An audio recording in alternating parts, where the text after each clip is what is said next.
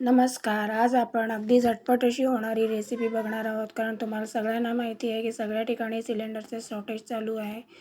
त्याच्यामुळे आपल्याला खूप कमी वेळेमध्ये पण खूप टेस्टी रेसिपी बनवायची आहे. त्यामुळे आज आपण मटर भात बनवणार आहोत. त्यासाठी इथे मी एक कढई घेतलेली आहे. त्याच्यामध्ये 2 चमचे तेल घातलं आहे आणि थोडा खडा गरम मसाला घातलेला आहे, जसं की लवंग, काळी मिरी, दालचिनी आणि एक तमालपत्र. त्यानंतर त्याच्यामध्ये मिरची, कढीपत्ता, कांदा, टॅमॅटो असं सगळं छान फोडणी तयार करून घ्यायची आहे.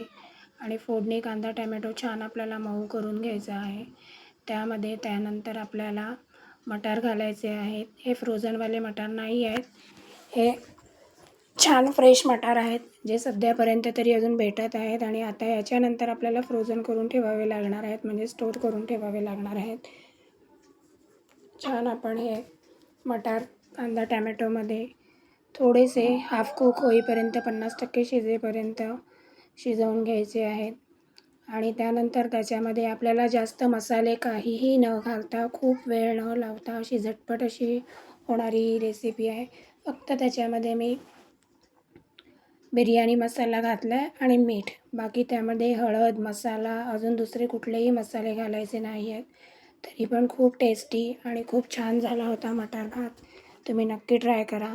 हे तांदूळ आहेत, जे मी अर्धा तास आधी भिजत घातले होते.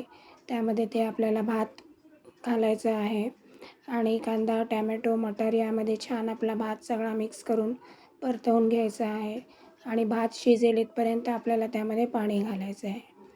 मी काचेच्या कपनी 2 कप त्यामध्ये पाणी घातलं होतं, की मटार आणि भात दोघेही छान शिजले जातील आपले. त्यानंतर त्याला आपल्याला प्लेटने कवर करायचं आहे आणि छान शिजवून घ्यायचं आहे. खूप वेळ न लावता अगदी कमी वेळेमध्ये झटपट अशी होणारी ही रेसिपी आहे. तुम्ही बघू शकता इथे आपला मटार भात छान तयार झालेला आहे. खूप टेस्टी झाला होता, कमी वेळेमध्ये. आणि आपल्याला चटपटीत पण खायचं असतं, त्यामुळे सध्या गॅसची शॉर्टेज पण आहे. त्यामुळे आपण सगळ्यांचीच बचत म्हणून असं काहीतरी नक्की ट्राय करू शकता तुम्ही. आणि वरती भरपूर कोथिंबीर घालूया आणि गरमागरम आपला मटार भात तयार आहे. रेसिपी आवडल्यास चॅनलला लाईक करा, शेअर करा आणि सबस्क्राईब करा. तुम्ही बघू शकता इथे खूप सुंदर छोटा भात झालेला आहे.